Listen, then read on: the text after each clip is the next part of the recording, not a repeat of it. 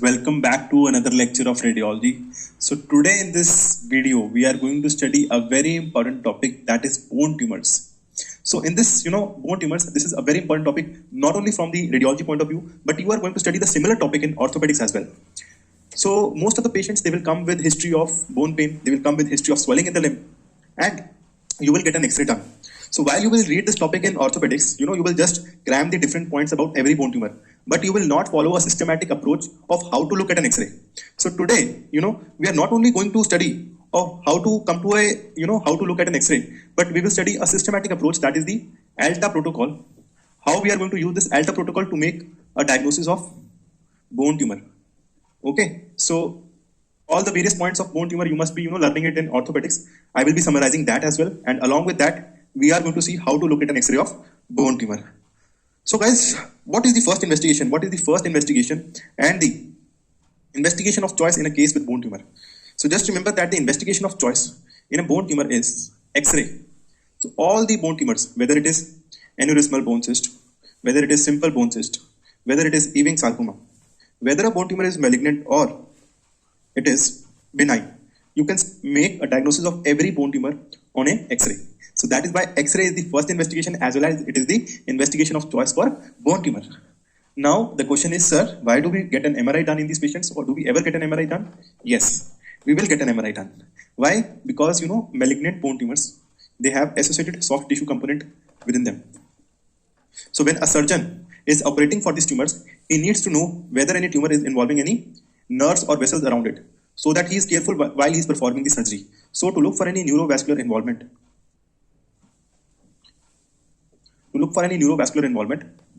an MRI is done.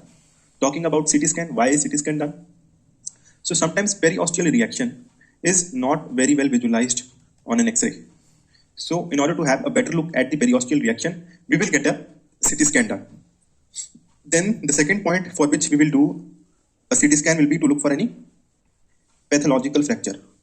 So just remember that the pathological fractures, they will be, CT is good to look for bones. So if there is any problem in the bone, CT is the best investigation. So if there is any pathological fracture, we will do a CT scan. Then talking about the radionuclide studies. So the radionuclide studies that we do is technetium methylene diphosphonate scan.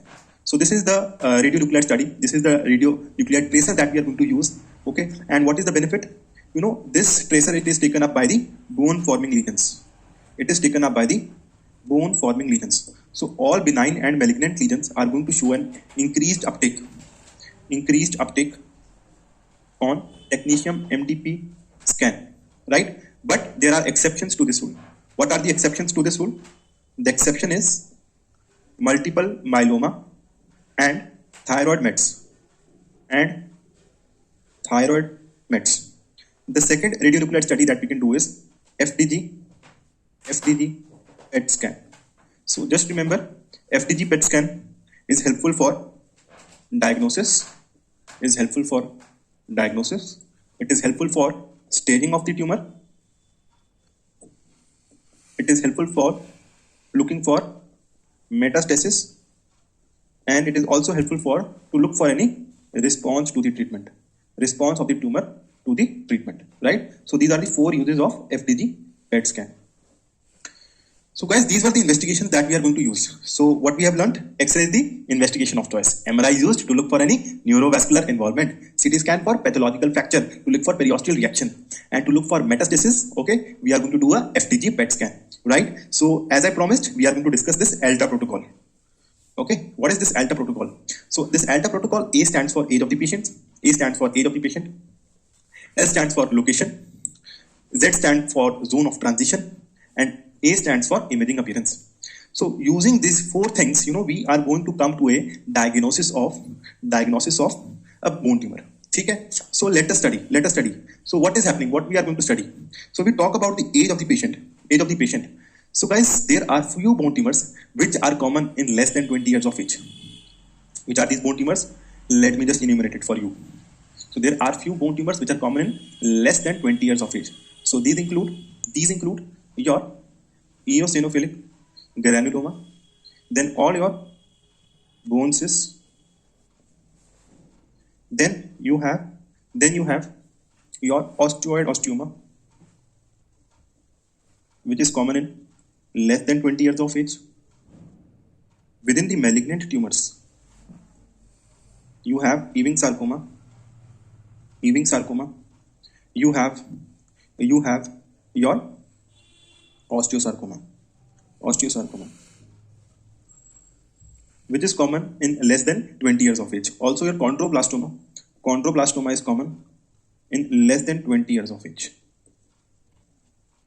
Right? So these are the tumors which are common in less than 20 years of age. Now let us have a look. Tumors which are common between 20 to 40 years of age. So these include your enchondroma. Then you have your giant cell tumor, your osteomas, which is associated with Gardner syndrome,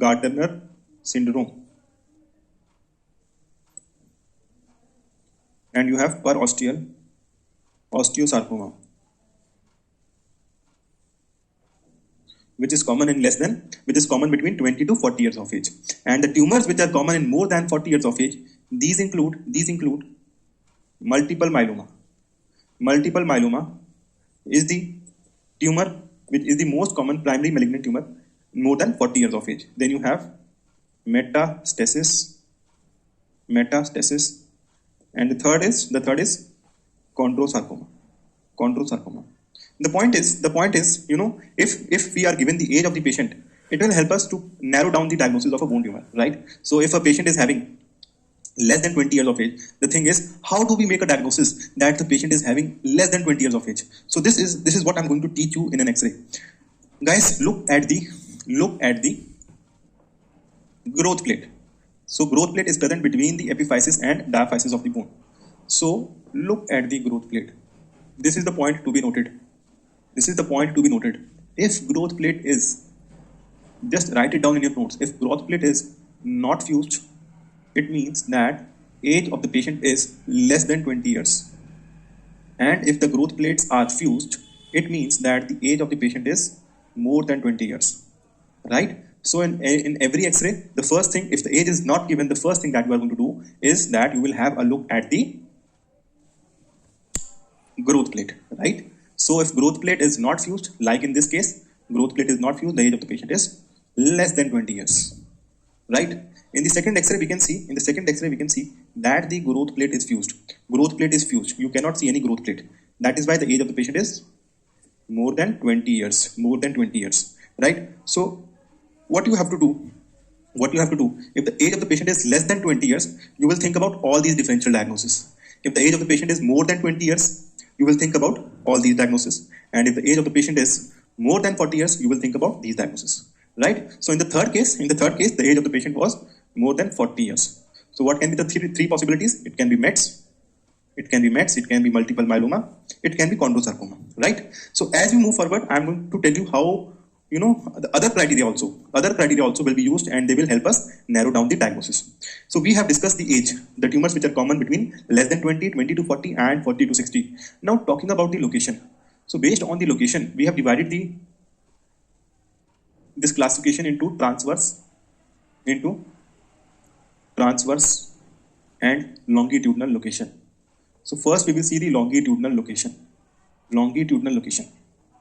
So based on the longitudinal location of the bone tumors, they can either be present in the epiphysis, they can be present in the diaphysis of the bone, or they can be present in the metaphysis of the bone. So let us look at the tumors which are common in the epiphysis. So to remember the tumors in the epiphysis, you can remember the mnemonic E, C, and G. E, C, G. This is the mnemonic to remember the tumors in the epiphysis. So where C includes chondroblastoma. Remember, in these tumors will be present in the epiphysis of bone, and also we studied that chondroblastoma was present in less than 20 years of age. And G stands for giant cell tumor.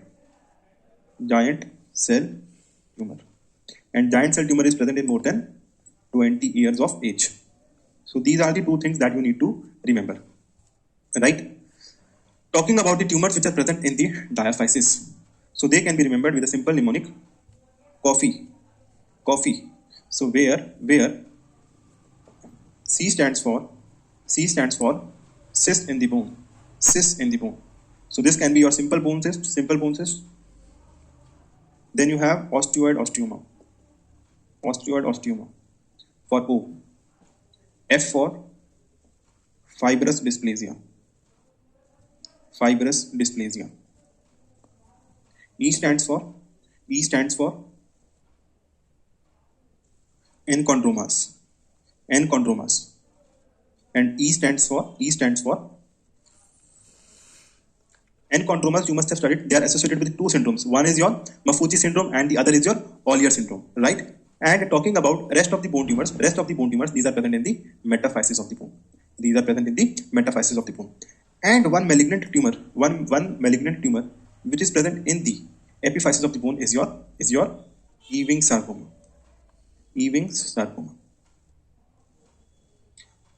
Right?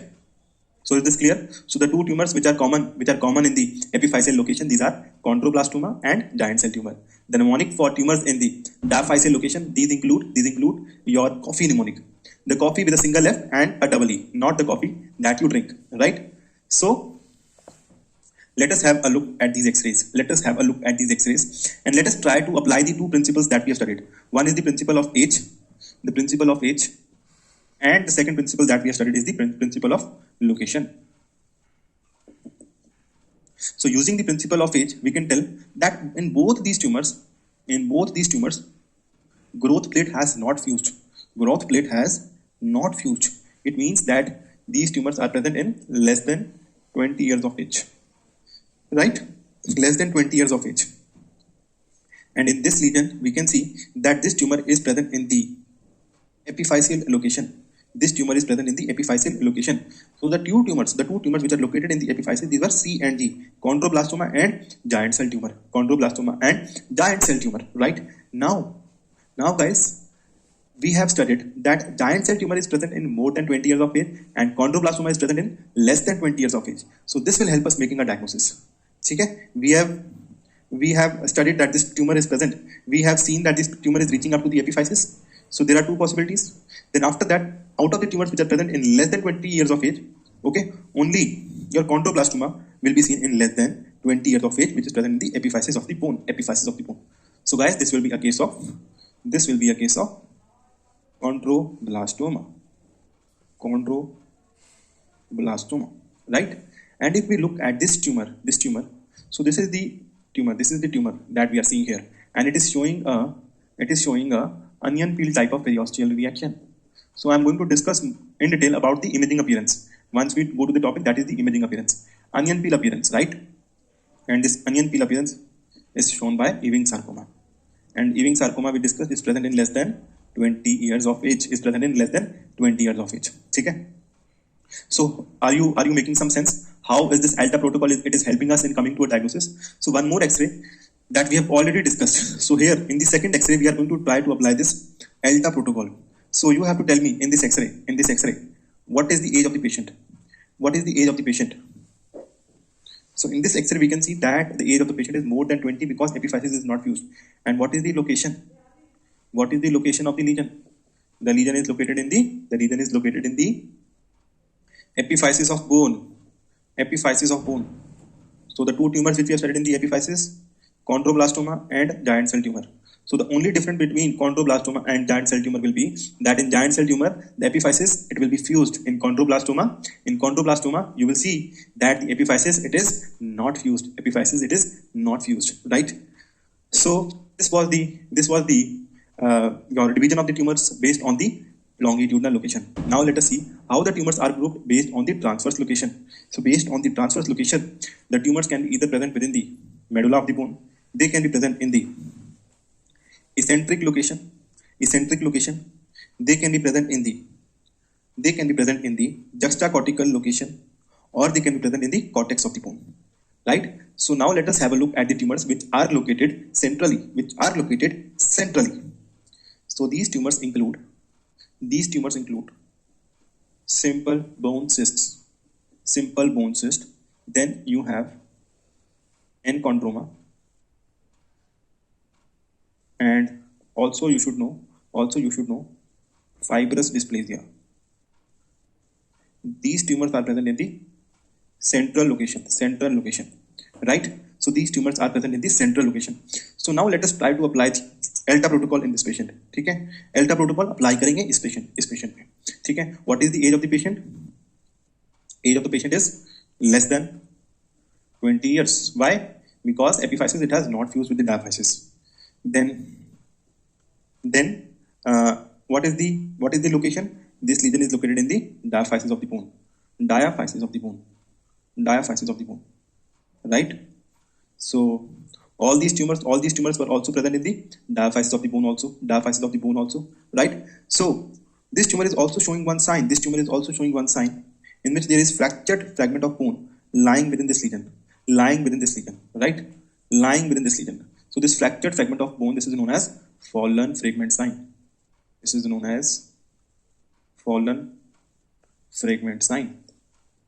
Right? So right now it is very difficult, okay, to differentiate because we don't know all the features of enchondroma and fibrous dysplasia. So as we move ahead, I will tell you what are the characteristic features of enchondroma, what are the characteristic features of fibrous dysplasia using the ELTA protocol only, right? So for now we can just remember that this is the case of simple bone cyst. Right? Now talking about the tumors which are located eccentrically, slightly away from the center. So the list of these tumors which you can remember is your giant cell tumor. Then you have aneurysmal bone cyst. And the third you can remember, chondromyxoid fibroma. These tumors are located eccentrically. This X-ray is very clear to us. This lesion is located in the epiphysis of the bone, and the growth plates are fused. That is why this is the case of giant cell tumor. Right? Now guys, talking about the lesions which are located in the cortical location. So the lesions located in the cortical location, these include osteoid osteoma. Osteoid osteoma will present with history of night pains. Okay, this we will study as we move forward. Then other lesions include fibrous cortical defect and non-ossifying fibroma. So these tumors are present in the cortical location. And here in this X-ray we have been shown a case of osteoid osteoma, where you can see a lesion in the cortex of the bone, and it is showing a thick solid type of periosteal reaction. Right? So it is showing a thick solid type of periosteal reaction. Now guys, coming to the third and fourth case, the juxtacortical lesions. Which are the lesions which are located in the juxtacortical location, which are arising from the cortex of the bone. So guys, you should know the four lesions which are located in the cortex of the bone. The most important for you is your osteochondroma. This is the most important lesion. Other lesions will include your perosteal osteosarcoma. You have periosteal osteosarcoma, and you have juxtacortical chondrosarcoma. So just remember, these lesions are located in the juxtacortical location, right? So let us just revise. Lesions which are located in the central location, SBC, enchondroma, you have your fibrous dysplasia. These are the lesions which are located centrally. The lesions with an eccentric location, this include your aneurysmal bone cyst, GCT, and chondromyxoid fibroma. And the lesions which are located in the cortical location, this include your osteoid osteoma, FCD, NOF, and ossifying fibroma. And the lesions which are located in the juxtacortical location, this include your osteochondroma, perosteal osteosarcoma, periosteal osteosarcoma, and juxtacortical chondrosarcoma. So this is how we are going to divide the lesions based on their location, right? Now guys, you have to tell me the lesions which are located in the clivus of the bone. Okay, so this is a lesion. This is the first image. In the first MRI image of the brain, I am trying to show you a lesion which is located in the spheno-occipital region. specifically your clivus part of the base of the skull. This is the clivus, right? And this lesion is lying in the spheno-occipital region, likely arising from the clivus. So the most common lesion involving this area, it is your chordoma, right? It is arising from the notochord remnants. The second most common location for this lesion is sacrum of the bone. Sacrum of the bone is the second most common location. Now this lesion is located in the fingers of the hand.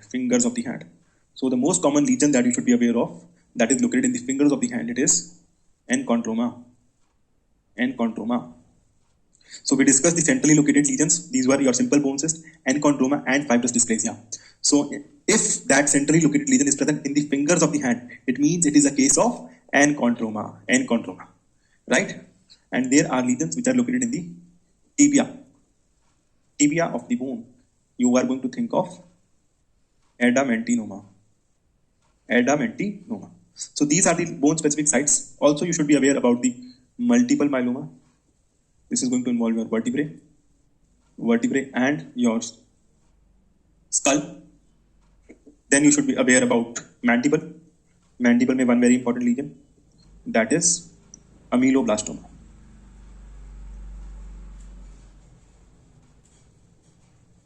Right? So these are the bone specific sites that you guys should be aware of. Right? Now guys, we have discussed about the location. We have discussed about the age of the patient. Okay. So one more thing which is not present in the ALTA protocol. This I'm going to tell you. So the two lesions which are present in the cortex of the bone. So this was your fibrous cortical defect and non-ossifying fibroma. So we should know what is the criteria to differentiate these two lesions. So let me show you how does a fibrous cortical defect looks like. So it appears as a defect in the cortex, fibrous defect in the cortex, as the name suggests, right? But if this fibrous defect is more than 3 centimeter, then you are going to think of non-ossifying fibroma, right? And similarly, osteoid osteoma and osteoblastoma, they have similar imaging features. Only difference is that if the size of the lesion is more than 1.5 centimeter, then you are going to think of osteoblastoma, right? So H done, L done. T is for transition zone. So within the transition zone, what do we understand by transition zone? So transition zone, it is the area of interface. It is the interface between the normal and the abnormal bone. Interface between normal and abnormal bone. If the interface between normal and abnormal bone, it is small. What do I understand by this? So if I'm seeing a lesion here, we can see that this is the normal bone and this part is the abnormal part. When there is a clear-cut interface, between the normal and the abnormal bone, it means that that lesion is showing a narrow zone of transition. And if this interface is large, we are not able to differentiate between normal and the abnormal bone. It means that it is showing a wide zone of transition, right? So this transition zone, okay, it is basically your margins of the bone tumor, right? So we will see what are the types of margins that we should know. Okay, so margins, the margins of the bone tumors, they can be sclerotic and they can be non-sclerotic. So sclerotic margins, it means that there are well-defined margins. There is a narrow zone of transition. Narrow zone means normal and abnormal bone, the distance is very less. There is a clear-cut difference between the normal and the abnormal bone. So if that that boundary, that margin, it is showing a sclerotic border, it can also show a non-sclerotic border. So just remember this characteristic, narrow and wide zone, it will help us tell whether a bone tumor is malignant or it is benign. So if a tumor is showing narrow zone of transition, it means that that tumor is a benign tumor. And if the tumor is showing a wide zone of transition, it means that that tumor is a malignant bone tumor, right? So sclerotic margins are shown by benign lesions and non-sclerotic by aggressive and malignant lesions. Okay? So narrow zone of transition, there is a sharply defined interface between the normal and the abnormal bone. sharply defined interface between normal and the abnormal bone. If the lesion is growing slowly, there is time for the bone reaction to become radiographically visible. If there is anything within the body, the rest of the body, any abnormal thing within the body will try to react to it. If there is any bone tumor, the surrounding bone is going to try to react to that. And when it is trying to do so, what it will do? It will form it will give rise to a bony reaction, and that will appear as a sclerotic rim, right? So narrow zone of transition, benign lesion. And if the lesion is showing a wide zone, the distinction between the normal and destroyed bone is not well demarcated. This implies a rapidly growing lesion, and is most commonly seen in malignant conditions. So what is happening here? So there is this lesion. You guys will not be able to even appreciate also. Sir, आप बोलोगे ये तो normally bone है, इसमें lesion कहाँ पे है? Where is the lesion in this case? We are not able to see any lesion. Yes, guys, we are going to study what is the imaging appearance of this lesion known as. Okay, this is basically your permeative type of bone destruction. So lesion, not always, the lesion will appear large like this, a lytic lesion like this. Sometimes, the lesions will appear as tiny lucencies within the bone. The lesion will appear as tiny lucencies. Okay, and this is known as permeative type of bone destruction. So what is written here? The margin of the lesion and the zone of transition between lesion and adjacent bone are key factors in determining if a lesion is aggressive or not. So if the lesion is showing narrow zone of transition, sclerotic borders, it means that the lesion is non-aggressive or benign. But if the lesion is having non-sclerotic margins and wide zone of transition, it means that the lesion is aggressive.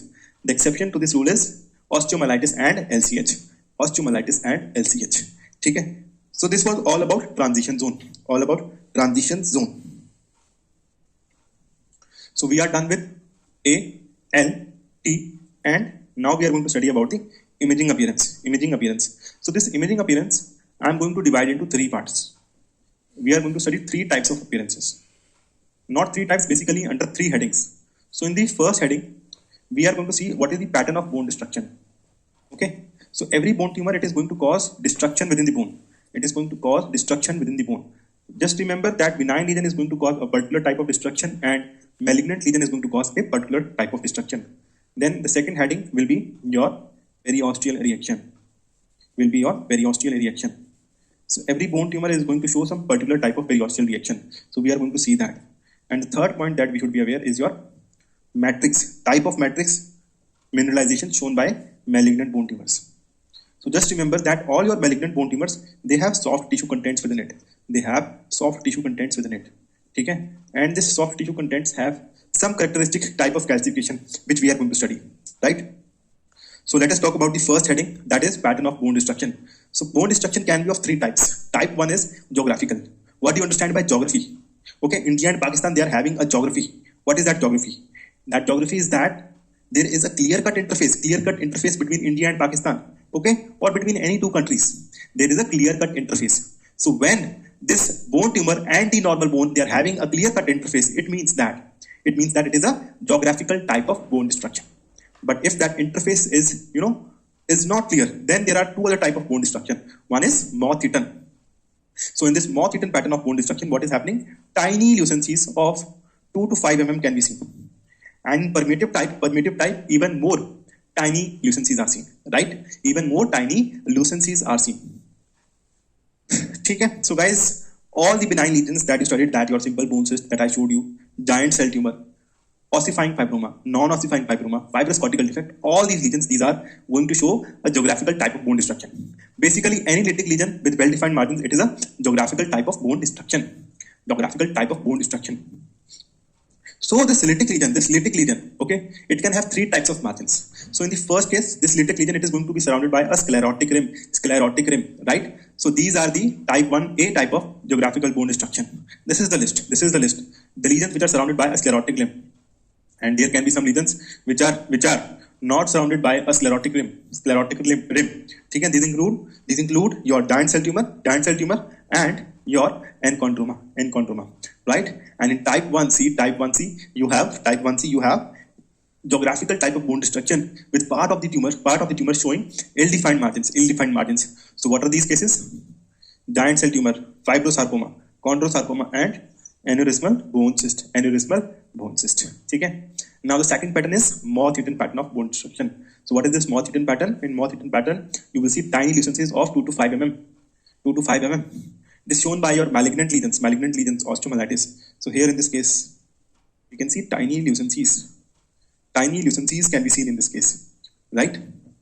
And the third is permeative type of bone destruction. So it is similar to moth-eaten pattern, as you can see. The only difference is that the size of the lesions it will decrease. It is again shown by Ewing's sarcoma, LCH, osteomyelitis, myeloma, metastasis.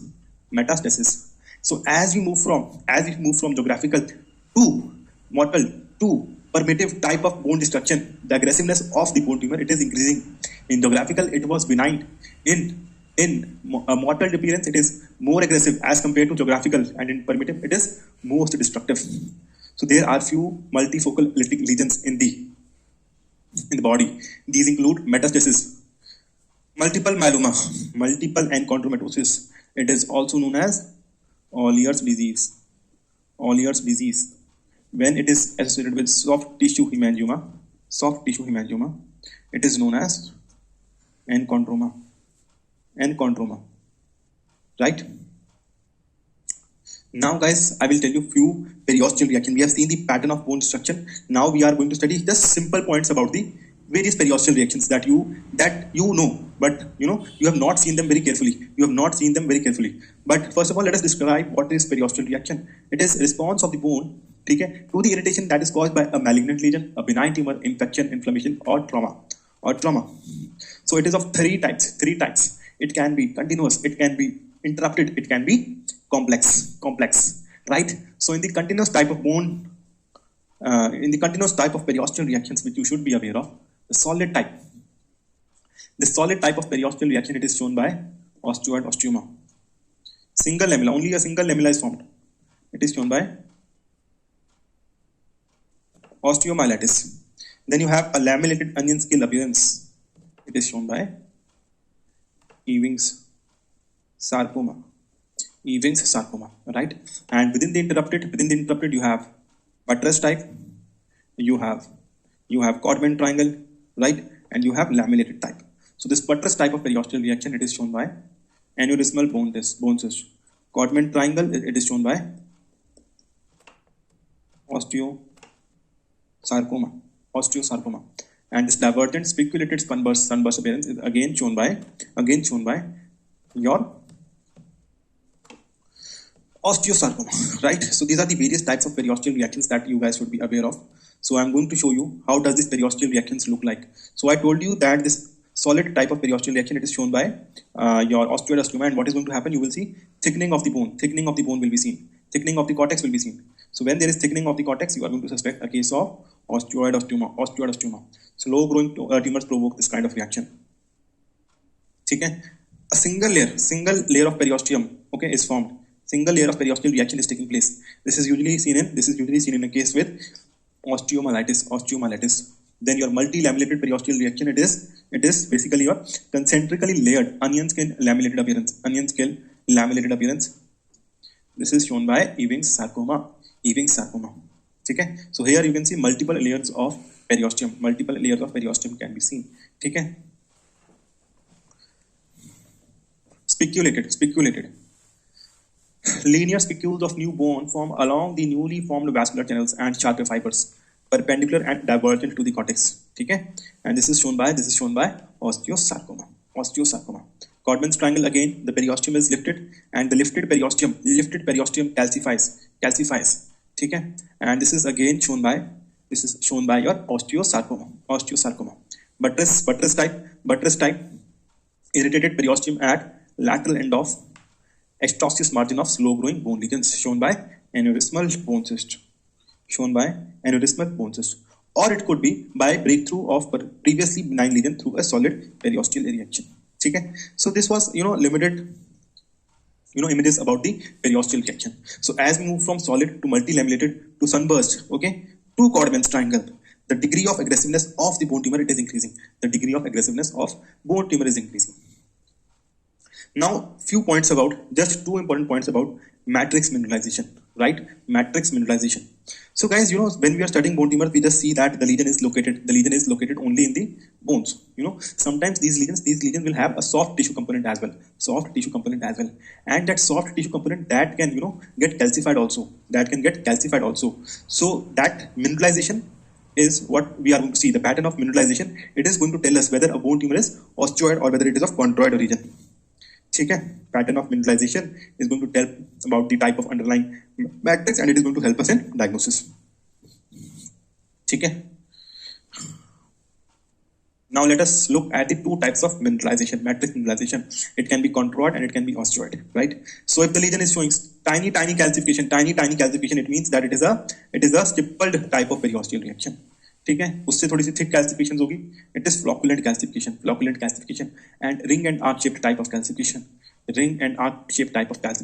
This is again seen in chondroid lesions. ठीक है. So chondroid lesions, in any lesion, whether it is chondrosarcoma and chondroma, then your chondroblastoma, all these lesions, they can show chondroid type of matrix mineralization, right? Then guys, talking about the osteoid mineralization. So this osteoid mineralization, it can be of various types. So these types include solid, cloud-like and ivory-like opacity. Solid, cloud-like and ivory-like opacity, right? So these are the various types of osteoid type of mineralization that is shown by these bone tumors. This can be shown by osteosarcoma. Then this can be shown by your osteomas can also show this type of matrix mineralization. And the third type of matrix that we guys should be aware of, it is your ground glass matrix. Okay, ground glass matrix. Okay, that is diffuse and hazy type of matrix. You will see hazy ground glass opacities in the bone lesion. The lesion is expansile also. And it is surrounded by a sclerotic rim. So this is a case of fibrous dysplasia having a Shepard-Crook deformity. Right? So in this, bone is replaced by abnormal fibrous tissue containing abnormal trabeculae. Now guys, let us talk about individual bone tumors.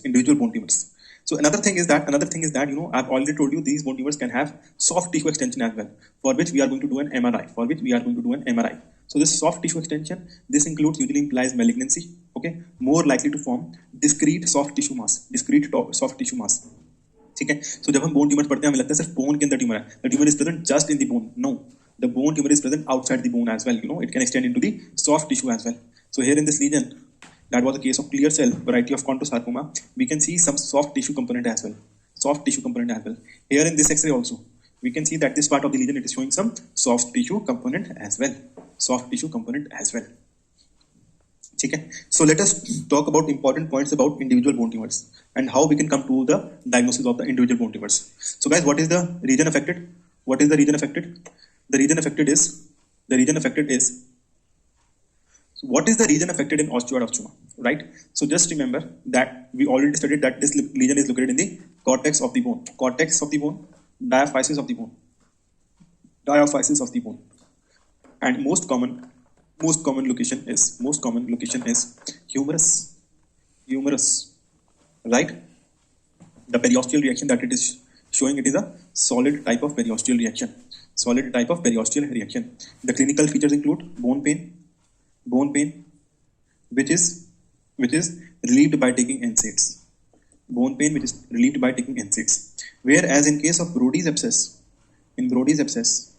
you will see that bone pain, it is not relieved by NSAIDs.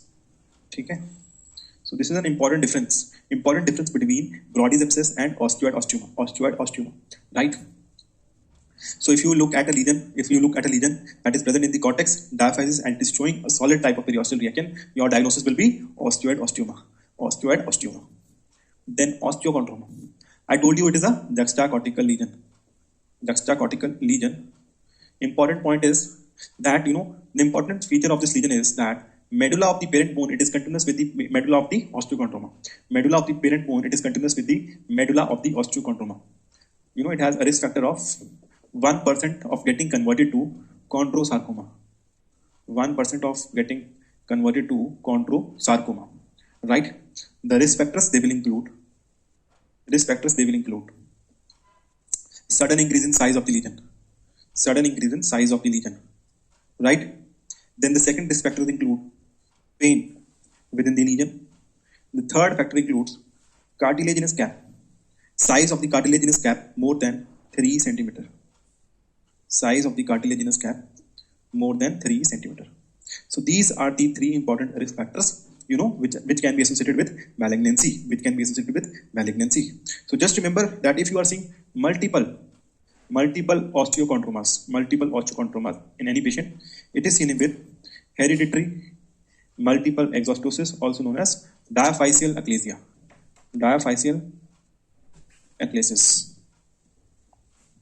Is associated with multiple osteochondromas, right? Talking about hemangioma mein, you should be aware about the various imaging appearances. The most common location is spine, skull. The imaging appearance that you are going to get in the axial images, it is your polka dot sign. And in the sagittal images, the appearance that you are going to get, it is your corduroy cloth appearance, right? So these are the few important imaging features, okay, that you are going to see in hemangioma. Talking about the tumor in the hands, very simple question. If you are seeing a geographical type of bone destruction lytic lesion that is present in the diaphysis of the fingers of the hand, central in location, you are going to think of enchondroma, present between 20 to 40 years of age. Okay. Then if it is multiple, the syndrome associated with multiple enchondromas, it is your Olliers disease, and Olliers disease plus soft tissue hemangiomas, these are associated with your Maffucci disease, Maffucci syndrome.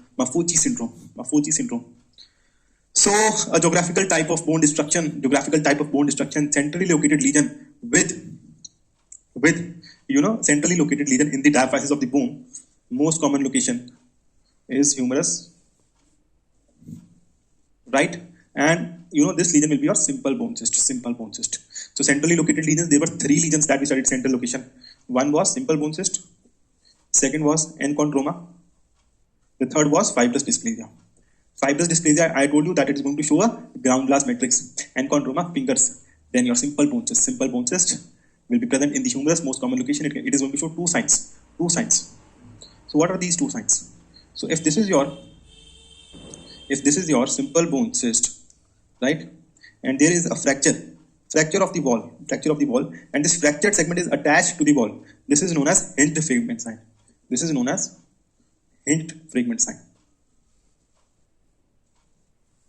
But if this simple bone cyst, the fractured segment is lying within the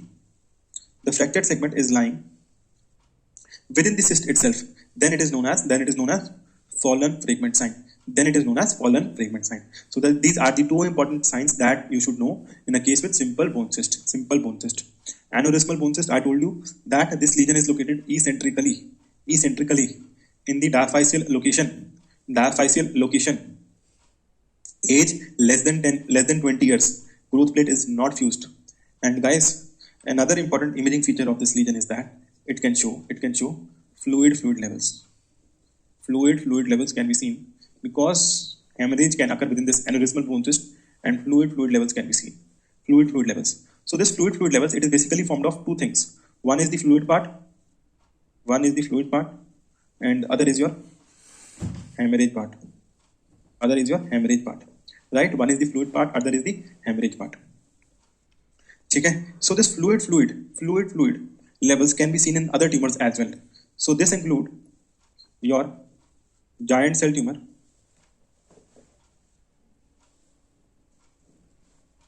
osteoblastoma, aneurysmal bone cyst we have studied, and T for telangiectatic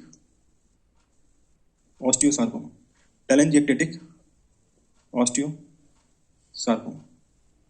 Right? So these are the tumors which are going to show fluid levels. Right? So here, what are you seeing in this X-ray? So this is an X-ray of the foot. It is showing you a lytic lesion in the calcaneum with dense calcification within. So this is giving a target appearance or cockade sign. And guys, this is the most common location for the intraosseous lipoma. The most common location is calcaneum of the bone, calcaneum of the foot. Calcaneum of the foot is the most common location, and it is going to give these two important appearances. One is the target appearance, and the other is your cockade sign. Chondroblastoma.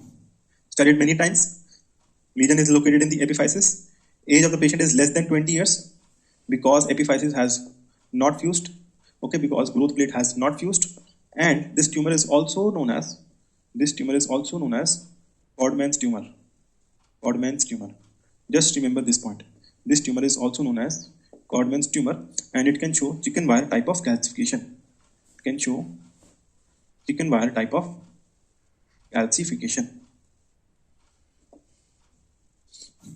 Osteosarcoma, right? So what is osteosarcoma? It is present, in less than 20 years of age. Most common site is femur of the bones. The various type of periosteal reactions it is going to show. This include your Codman triangle, sunburst appearance, and it is going to show, permeative type of bone destruction, right? And another, this is a malignant tumor. It has a propensity to cause metastasis.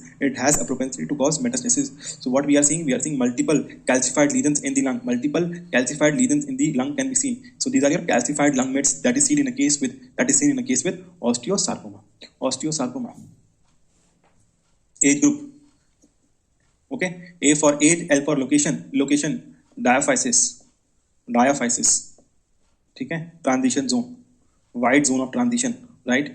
Appearance, onion peel type of periosteal reaction, moth-eaten and permeative type of bone destruction. Okay, So this is what we are seeing. Onion peel type of periosteal reaction. We are seeing moth-eaten pattern of bone destruction. Seen in a child, okay, less than 20 years of age. Right? Now guys, talking about the metastasis, which are common in more than 40 years of age. The most common primary tumor causing bone metastasis in males. It is your prostate carcinoma. And in females, it is your breast carcinoma. Most common tumor causing lytic mets is lung carcinoma. And most common tumor causing plastic metastasis, it is your prostate carcinoma, right?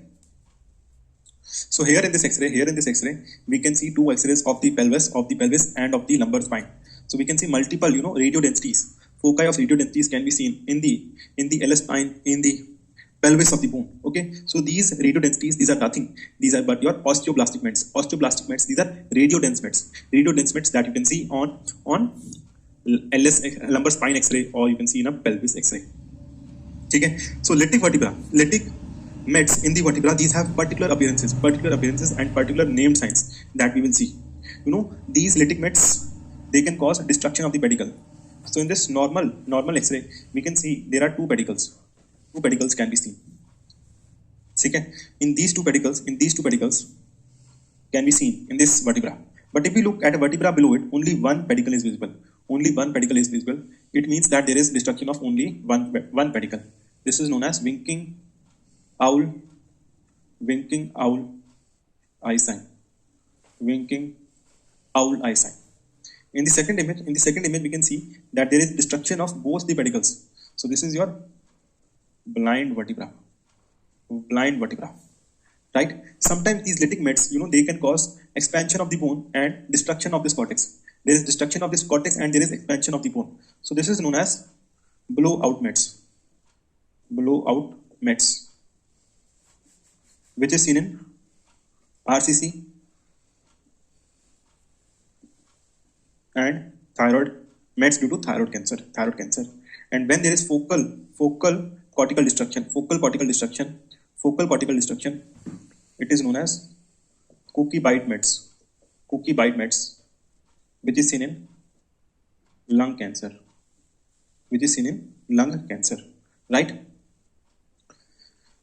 Now guys, two more tumors that we are going to study in more than 40 years of age.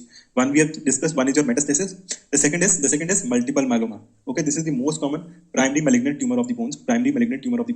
So the two important appearances that we should know is one is the raindrop appearance, multiple lytic lesions in the skull, giving a raindrop appearance. Okay, so you can see lytic lesions in the vertebra also. Multiple lytic lesions can be seen within the vertebra also. And sometimes, because of the presence of lytic lesions, these vertebra can get collapsed. If this is the vertebra, okay, the height of the vertebra can get reduced and it can collapse. And this collapsed vertebra, okay, is known as vertebra plana. Giving a silver coin appearance. It is seen in multiple myeloma. It can be seen in multiple myeloma. Another case in children, this similar vertebral plana picture can be seen in patients with eosinophilic granuloma. Right? So eosinophilic granuloma bhi dekh lete hain, right? What we are going to get? We are going to get hole within a hole appearance. Hole within a hole appearance will be seen. Why do we see a hole within a hole appearance? For example, if this is the skull, okay, it will have beveled margins. If this is the lytic lesion, it will have beveled margins. So there will be two shadows, one of the outer margin of the skull and the other will be of the inner table. So this inner table and outer table are going to give two hole appearance, and that this is known as hole within a hole appearance. Okay, it is seen in LCH. Eosinophilic granuloma is a type of LCH. So in one condition of LCH, we are going to see lytic lesions. We are going to see diabetes insipidus, and we are going to see exophthalmos. So you should know this triad. It is seen in hand-Schüller disease. Hand-Schüller disease, right? So talking about another malignant lesion. So this lesion is present predominantly in the pelvis, and it is associated with a large soft tissue component. And this soft tissue component, it is going to show a characteristic calcification that is known as, that we have discussed in the matrix mineralization, that is ring and arc-shaped type of calcification. So if you are seeing this ring and arc-shaped type of calcification, then you are going to think of a lesion of chondroid region, and if the age of the patient is more than 40 years and it is involving the pelvis of the bone, the tumor is involving the pelvis, then you are going to think of chondrosarcoma, right? So guys, this was all for today. So we have learned how to differentiate between benign and malignant lesions, right? So benign lesions, right? They have a narrow zone of transition. They have a well-defined sclerotic border, right? They have lack of soft tissue component, solid type of periosteal reaction, and geographical bone destruction. Whereas your malignant lesions, they are having a wide zone of transition, non-sclerotic margins, then moth-eaten and permeative type of bone destruction, and they are going to show interrupted type of periosteal reaction, and they will be associated with a soft tissue mass. So I hope guys, you have been able to differentiate the bone tumors using the age of the patient, using the location of the patient, using the transition zone, based on the transition zone, narrow, wide, and based on the appearance. Appearance can be geographical type of bone destruction, moth-eaten pattern of bone destruction, periosteal reaction, solid, onion peel, right? On the various periosteal reaction, you have been able to divide the bone tumors, right? So I hope you guys enjoyed the lecture. And this lecture will help you in the next exam, in the NEET PG exam, and it will also help you to look at an X-ray of bone tumors.